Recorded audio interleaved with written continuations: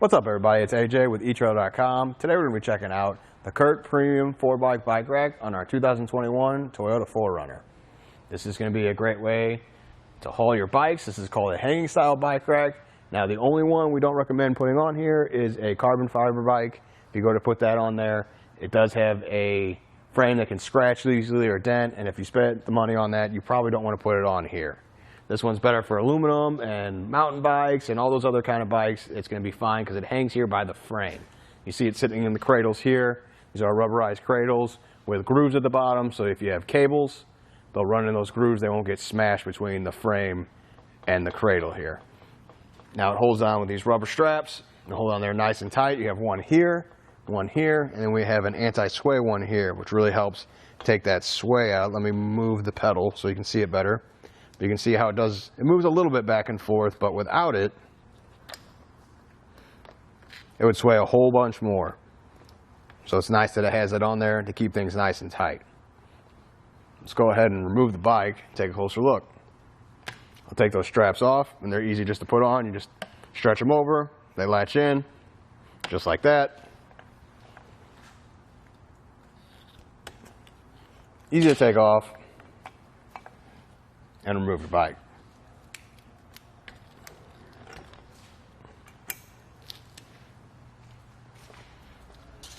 You also notice the arms taper at the end. This makes it easier when you're taking your bike off, because it gives you more room. The frame is usually the center of that, has more room than the side, so it brings it in there just to easily lift it off there. Now with the bike removed, I can show you one of its main features is it does tilt away when there's no bikes installed, just in case you need to get to your back hatch. I know you got a back window that you could roll down, but if you got a heavy cooler or something down here, you don't have to reach down and in and lift that out. You're going to spill it or hit stuff along the way. So what you can do is come down here. You want to loosen this knob because this lets it move back and forth. So you loosen this, you see how it moves a little bit. That's going to help you get this pin out. Sometimes the pins can get stuck. So I'll pull the clip out, and then just pull the pin out like that. Once I've done that, I can pull up on the T-handle, and it tilts away. Now I can open up the back hatch and get to that cooler I wanted to get to. With it closed, just bring it back up. This is going to snap into place. So that's cool that you don't have to worry about that. That way it does it automatically. And then we'll tighten down this knob. Actually, we'll leave it loose to put the pin back in, because sometimes a little movement helps that pin go in. You're going to make sure it's lined up properly. Once it's in, sometimes you can move the bike rack and it'll help it along a little bit.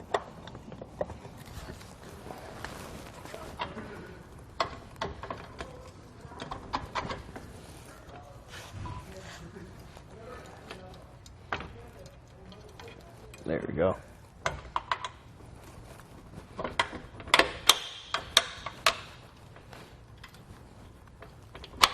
There we go. Went through there. I'll tighten this back down. Gets that shake out. And replace our clip. All right, now let's get some measurements. Let me fix the straps real quick.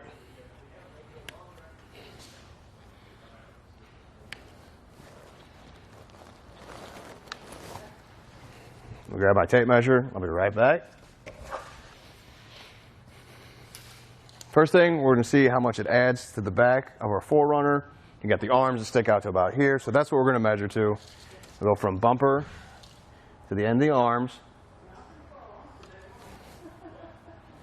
Looks to be, if I can keep it there, 37 inches. So it adds that much to the back of the vehicle, but you can fix that. The arms do fold down. You come here. So remove this pin. It helps to lift up on the arms a little bit, makes it easier to pull that pin out, and it is attached, so you don't have to worry about it falling or keeping it in your pocket or losing it. So fold those down, replace the pin here. Snap it in place, and now let's measure. From the bumper out, clearly the arms aren't the furthest part anymore, so we'll go to the edge of the bike rack here. Looks like we're about at 16 inches right there. So so considerably cuts down on it. Also, still remember it's back there if it's the first thing you're putting in a hitch. Just remember you got a bike rack. It can be a little jarring at first to like constantly worry that it's back there. Just remember when you're parking or like pulling out of a tight parking space, or even in your garage, you don't want to shut your garage on or anything. It's just a good thing to remember. You have a backup camera, you'll probably see it, you'll be fine. Another measurement is how close it is to the bumper. So go from here to back here, probably this knob. It's about 8 inches. Plenty of clearance. This is never going to come in contact. I can shake this around. You can see it's not even close. So it's not really anything to worry about. Another thing would be ground clearance. Your hitch is kind of high and your 4Runner is too, so you really shouldn't worry about it, but you got 17 inches of clearance from the ground to the bottom of the rack here. We usually like to warn people to be careful when they're going up steep hills or driveways, that you don't want to bottom out whatever you got on the back there. You shouldn't have that problem. It's pretty high up and out of the way. Now let's look at the hitch. You can see it's in a 2-inch by 2-inch hitch. We have an anti-rattle bolt here with a clip on the other side. The anti-rattle bolt really helps out. I can shake it, the whole vehicle, the whole 4Runner is going back and forth with me shaking it like right here, and there's no movement here whatsoever, so you don't have to worry about it moving and shaking your bikes there on the back. Well, I think that does it. Thanks for hanging out, and I hope this helped. Here it is on our test course. We'll start by going through the slalom. This is going to show us the side-to-side action, which simulates turning corners or evasive maneuvers.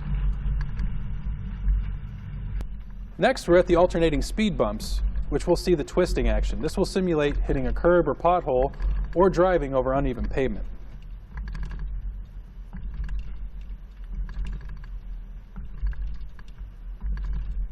Finally, we have the full speed bumps, where we'll see the up and down action, which is just like driving out of a parking lot, garage, or driveway.